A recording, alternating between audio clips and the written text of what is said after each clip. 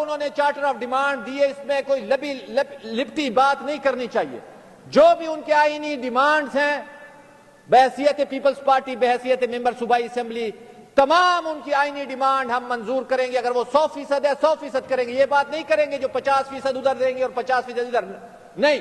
جو ان کی آئینی ڈیمانڈ ہے، چاہے وہ نیٹ ہائیڈل پروفٹ کے حوالے سے ہے، چاہے وہ مائنز کے حوالے سے ہے، چاہے وہ گیس کے حوالے سے ہے، چاہے وہ مسنگ پرسن کے حوالے سے ہے، جو آئینی اور دستوری اور عمرانی معاہدے میں درج ہے اس سے نہ آپ انکار کر سکتے ہیں، نہ میں کر سکتا ہوں، نہ یہ کر سکتے. وہ ہم مانیں گے. جو غیر آئینی ہے نہ ہم اس کو مانتے ہیں نہ مان سکتے ہیں. میں دوبارہ پھر اسی بات پہ آؤں گا جناب اسپیکر اور اختتام کروں گا. جو اس پریفیس میں لکھا ہوا ہے، It is the will of the people of Pakistan to establish an order. The state shall exercise its power through the chosen representative of the public. Chosen representative یہ لوگ بیٹھے ہوئے ہیں. اس دن بھی میں نے یہی بات کی ہے. اور الحمدللہ خیبر پختونخوا کی اسمبلی آج پاکستان کی وہ واحد اسمبلی ہے جس نے ثابت کیا یونانیمس طریقے سے، جب وہ ریاست کے آگے کھڑی ہوئی تو ریاست نے ان کے جائز اور آئینی اور دستوری مطالبات مانے ہیں. اور الحمدللہ ہم مستقبل میں بھی منوا سکتے ہیں. لیکن بال صوبائی حکومت کے کورٹ میں ہے.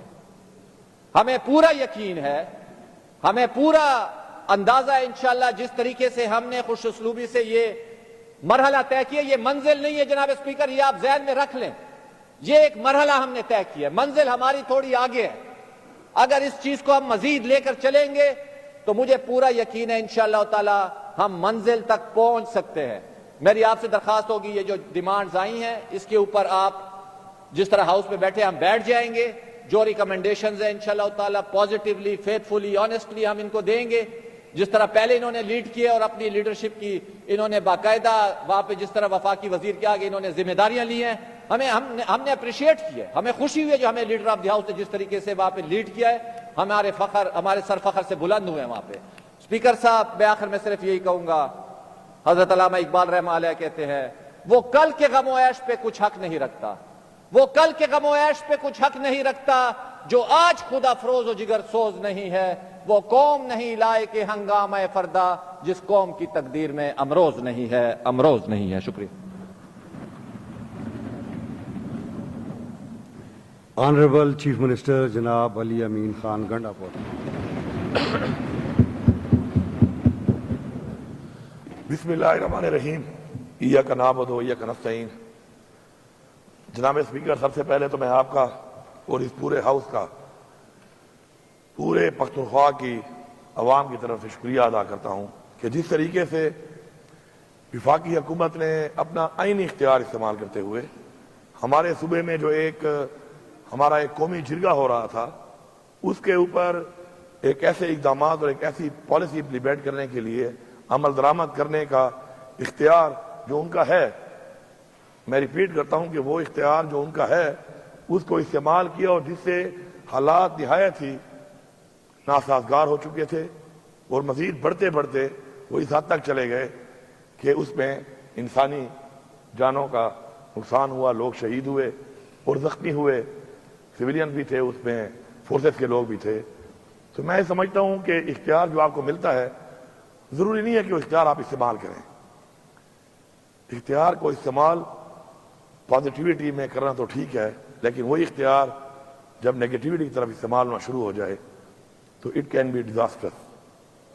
اس کے نتائج نہایت ہی خطرناک ہو سکتے ہیں.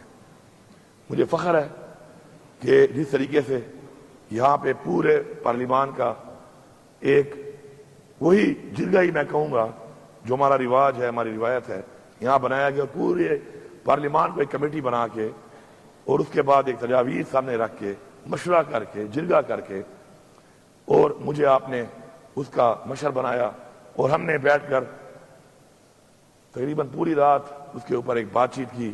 اور اس کے بعد میں تمام پارٹیوں کا جو یہاں موجود ہیں، اس کے علاوہ ان پارٹیوں کا بھی جن کے یہاں پر ممبران تو اس وقت نہیں ہیں لیکن ان کے بھی نمائندگان آئے اور بیٹھ کے ہم نے وفاقی حکومت کے ساتھ اس پہ بات کی اور ایک ذمہ داری لی اپنے اوپر کہ ہمارے صوبے کے اندر آپ ہمیں اختیار دیں کہ ہم ذمہ داری لیتے ہیں کہ ہم اس جرگے کو خوش نصیبی سے کریں یہاں پر، اور اس سے جو تجاویز آئیں گی اس کے اوپر آگے ہم مزید بات چیت کریں گے. الحمدللہ 3 دن کا یہ جرگہ تھا اور وہ جرگہ اختتام پذیر ہوا، اور اس کے بعد ان کے 22 رکاتی ایک ایجنڈا جو ہے، تجاویز جو ہیں، قرارداد جو انہوں نے منظور کی، اس میں تمام سیاسی پارٹیوں کے لوگ بھی موجود تھے اور تمام اقوام کے مشران بھی ان کے اپنے جو انہوں نے آئیڈینٹیفائی کیے تھے، نامینیٹ کیے تھے، وہ بھی موجود تھے۔ اب میں تھوڑا سا ان نکات پہ آنے سے پہلے تھوڑا سا ایک تاریخ کی طرف جانا ضروری سمجھتا ہوں۔ خیبر پختونخوا میں یہ حالات کیسے بنے؟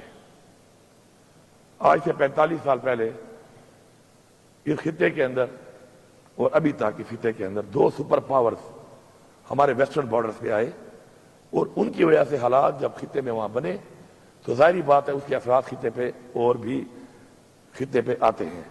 پہلے روس آیا، روس کی اس جنگ کے اندر ہم نے مجاہدین ڈکلیئر کیے اور مجاہدین کو آنر کیا، اور مجاہدین کے نام سے ہم نے کافی اعزازات اور باقاعدہ طور پہ آنر کیا اس چیز کو، کیونکہ اس کو جہاد ڈکلیئر کیا گیا تھا۔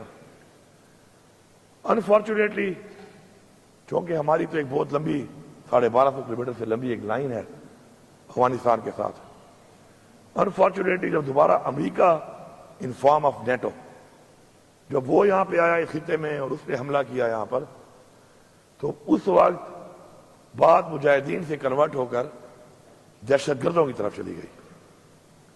لوگ تو وہی تھے، بہت سارے چہرے بھی وہی تھے، وہی اقوام تھیں، وہی لوگ تھے، شاید ان کے بچے ہوں، شاید وہ خود ہوں، لیکن یہ جو شفٹ آف ایک آنر مجاہدین اور ٹورڈ دہشت گرد ہوا، اس کے اندر بہت سی باتوں نے جنم دیا۔ اور ظاہری بات ہے جب کہیں پہ جنگ ہوتی ہے تو جنگ کے اندر اپنی پروٹیکشن کے لیے، اپنی مدد کے لیے رائٹ لیفٹ آگے پیچھے مدد بھی مانگی جاتی ہے، پروٹیکشن بھی لی جاتی ہے، پناہ بھی لی جاتی ہے، اور اس پہ ظاہری بات ہے پھر وہ چیز وہ اس خطے تک یا اس جگہ تک محدود نہیں رہتی، وہ تھوڑی سی اسکیٹرڈ ہو کے مزید بھی پھیلتی ہے۔ مجھے اب آج بھی یاد ہے، میں سمجھتا ہوں کہ کسی کے پاس بھی کوئی اچھی بات ہو یا کوئی بھی اچھا اقدام کرے تو اس کو سراہنا بھی چاہیے، اور تاریخ ابھی تک جو آ رہی ہے وہ اسی پہ ہی آ رہی ہے کہ وہ باتیں جو اچھی تھیں ان کو بار بار یاد کیا جاتا ہے تاکہ لوگ اچھائی کی طرف جائیں، اور وہ باتیں جو بری ہیں ان کو بھی یاد کیا جاتا ہے کہ لوگ دوبارہ برائی کی طرف نہ جائیں۔ مجھے آج بھی یاد ہے عمران خان صاحب نے اس وقت اپوزیشن میں تھے اور اسمبلی کے فلور پہ ایک سپیچ کی تھی اور کہا تھا کہ ہمیں پرائی جنگ کا حصہ نہیں بننا چاہیے، اور یہ بھی کہا تھا کہ ہمیں اپنی سرزمین خاورہ جسے ہم کہتے ہیں پشتو میں، وہ کسی اور کی جنگ میں کسی کو بھی استعمال کرنے کی اجازت نہیں دینی چاہیے۔ انفارچونیٹلی پالیسیز ہوتی ہیں، اور یہ بھی ضروری نہیں ہے کہ پالیسی بنانے والی کی نیت ٹھیک نہ ہو۔ کسی کی نیت پہ شک کرنا ہمارے لیے اس لیے ٹھیک نہیں ہے کہ ہمارا ایمان ہے کہ دلوں کے حال اللہ تعالیٰ جانتا ہے۔ ریزلٹس کیا ہیں ہم نے اس سے بات کرنی ہے۔ اگر ان حالات کے اندر اس وقت فوج آئی تو فوج ایک پالیسی کے تحت آئی، فوج ایک ادارہ ہے، اب وہ مضبوط ہے، وہ کتنا مضبوط ہے، کیا فیصلے وہ کرتا ہے یا فیصلے وہ نہیں کرتا، یہ ایک لمبی ڈیبیٹ ہے، اس پہ ہر ایک اپنی رائے ہوگی۔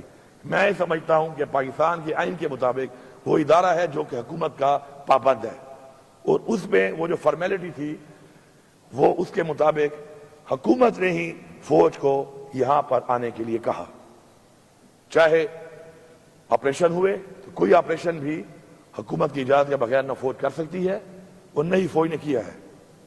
اب چونکہ ہم نے سیاسی بات کرنی ہی نہیں ہے، نہ ہی ہم نے کسی کی نیت پہ شک کرنا ہے، ہم نے پالیسی کی بات کرنی ہے۔ ان آپریشن سے کیا ہوا؟ آپریشن تو اس لیے کروائے گئے حکومتوں سے ایک پالیسی کے تحت کہ امن آئے گا، سوچ تو امن کی تھی، نعرہ بھی امن کا تھا، لیکن اس سے امن نہیں آیا۔ امن کیوں نہیں آیا؟ کیونکہ وہاں کے جو لوگ تھے ان کی تجاویز کو سامنے نہیں رکھا گیا. میں سمجھتا ہوں کہ یہ جو آج کام ہوا ہے اور تمام قومیں جو ہیں ان سب کے لوگ بیٹھے ہیں اور ایک جرگہ کر کے انہوں نے کوئی تجاویز جو لائی ہیں اور اس میں امن کے حوالے سے بھی اگر وہ تجاویز کوئی دیتے ہیں تو میں یہ سمجھتا ہوں کہ ریاست کا فرض ہے, ہمارا یہ فرض ہے کہ ہم اب ان کی تجاویز پہ وہ تجربات کرنے کے بعد جن تجربات سے امن قائم نہیں ہو سکا تو ہم کن فیکون نہ بنے, اپنے تجربات ان پہ امپلیمنٹ نہ کریں, اپنے فیصلے ان کے اوپر مسلط نہ کریں اور ان کی تجاویز پہ عمل کرتے ہوئے ان کو مطمئن کرنے کے لیے ان کی تجاویز کے مطابق ہم اگلا عمل درآمد اور اگلا لائے عمل بنائیں. اس سے فائدہ کیا ہوگا؟ اس سے فائدہ یہ ہوگا کہ جب ان کی تجاویز کے مطابق ہم اپنی پالیسی بنائیں گے, کیونکہ وہ سٹیک ہولڈرز ہیں اور اس میں کوئی شک نہیں ہے کہ قبائل نے بہت بڑی قربانی دی ہے. پاکستان کے لیے قبائل نے ہجرت کی ہے اور اپنا گھر بار چھوڑا ہے اپنے خاندانوں بچوں سمیت. یہ کوئی چھوٹی بات نہیں ہے.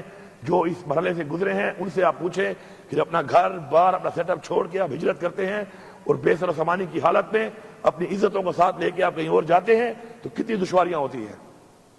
یہ ان کو پتہ ہے.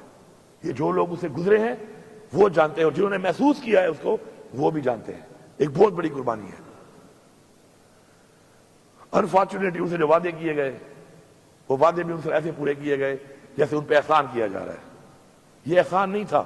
احسان کا تو ان کا ہمارے اوپر تھا, اس ملک کے اوپر تھا, پاکستان کے اوپر تھا, امن قائم کرنے کے لیے. لیکن الٹا لگا ایسے جیسے ہم ان پہ کوئی احسان کر رہے ہیں. میں سمجھتا ہوں کہ ہمیں اپنی عوام کو, سٹیک ہولڈرز کو مطمئن کرنا اولین ترجیح سمجھنا چاہیے. اور میں یہاں پہ اعلان کرتا ہوں بحیثیت وزیر اعلیٰ کہ صوبے کے اندر جو صوبے کے حوالے سے جو باتیں ہیں پاکستان کے آئین کے دائرہ کار کے اندر رہتے ہوئے انشاءاللہ 100% ہم ان تجاویز کے اوپر صرف بات نہیں کریں گے بلکہ عمل درآمد کرائیں گے. آپ سب کے سامنے یہ چیزیں آ چکی ہیں. آپ سب چونکہ ایک کمیٹی ہے اس وقت ماشاءاللہ, آپ سب اس میں بیٹھے, ہر بات کے اوپر مکمل تفصیل سے آپ بیٹھ کے ڈسکشن کریں. اس پہ کون سی چیزیں ایسی ہیں جو کہ صوبائی حکومت نے کرنی ہے, کون سی چیزیں ایسی ہیں جو فیڈرل گورنمنٹ نے کرنی ہے, کون سی چیزیں ایسی ہیں جو مختلف ڈویژنز یا مختلف ڈپارٹمنٹ کے حوالے سے ہیں. آپ اس میں لا کے ایکسپرٹس کو بٹھائیں. میں چونکہ حصہ ہوں اس کمیٹی کا, آپ کا میں شکر گزار ہوں, آپ نے مجھے سربراہ بنایا ہے, میں ہر وقت آپ کے لیے اویلیبل ہوں. اور اس میں آپ مزید ایکسپرٹس کو بٹھائیں اور ان سب چیزوں کی تجاویز مرتب کر کے پھر آگے ہم چلیں گے اور ہم فیصلہ کریں گے کہ کیا چیز ہم نے یہاں سے قرارداد کی صورت میں پاس کرنی ہے یا کون سی چیز ہم نے کہاں پہ لے جا کر اس کا مقدمہ لڑنا ہے. میرا یہ اپنا پرسنل بلیف ہے کہ ناممکن دنیا میں کوئی چیز نہیں ہے, ناممکن دنیا میں کوئی چیز نہیں ہے. ایمان اور نیت یہ میٹر کرتی ہے. اگر آپ کا ایمان مضبوط ہو اور آپ کی نیت ٹھیک ہو تو اللہ تعالیٰ آپ کی مدد کرتا ہے. تو اس لیے ناممکن کوئی چیز نہیں ہے. اب ناممکن کو ممکن بنانے کے لیے ہمیں اپنے تمام تر جو اپنے کوئی ذاتی مفادات ہیں یا ہمارے کوئی ذاتی ایجنڈے ہیں ان سے بالا تر ہونا پڑے گا, اور وہ ہم سب ہو چکے ہیں. ہم نے اس ون پوائنٹ ایجنڈا کے اوپر یہ فیصلہ کیا ہے اور پوری قوم نے دیکھا ہے اور پورے صوبے نے دیکھا ہے, تو ہم نے وہ پہلا سٹیپ لے لیا ہے. اب پہلے سٹیپ کے بعد اگلے جو سٹیپ ہے ہمارے لیے اس لیے آسان ہے کہ ہم نے ایک فیصلہ کر لیا ہے کہ اس کے اوپر ہم نے سیاست نہیں کرنی, اس کے اوپر ہم نے پوائنٹ سکورنگ نہیں کرنی, اس کے اوپر ہم نے مسئلے کے حل کے لیے اپنا پورا بھرپور کوشش کرنی ہے. اور اللہ تعالیٰ نے کیا فرمایا ہے, اس نے یہی فرمایا ہے کہ آپ کوشش کرو صلہ میں دوں گا. تو انشاءاللہ مجھے پورا یقین ہے اس کے اوپر کہ انشاءاللہ اس طریقے سے ہمارے لیڈر عمران خان نے, اس کے بعد پھر ایک نیٹو سپلائی کے خلاف عمران خان نے ایک یہاں پہ ایک دھرنا دیا تھا یہ جہاز چوک کے اوپر. میں نے بھی یہاں پہ رات گزاری تھی وہاں پہ رات کو, مجھے آج بھی یاد ہے. اس وقت یہاں پہ جھاگ نہیں لگا ہوا تھا، اب یہ جھاگ چوک بن چکا ہے، یہی جگہ تھی۔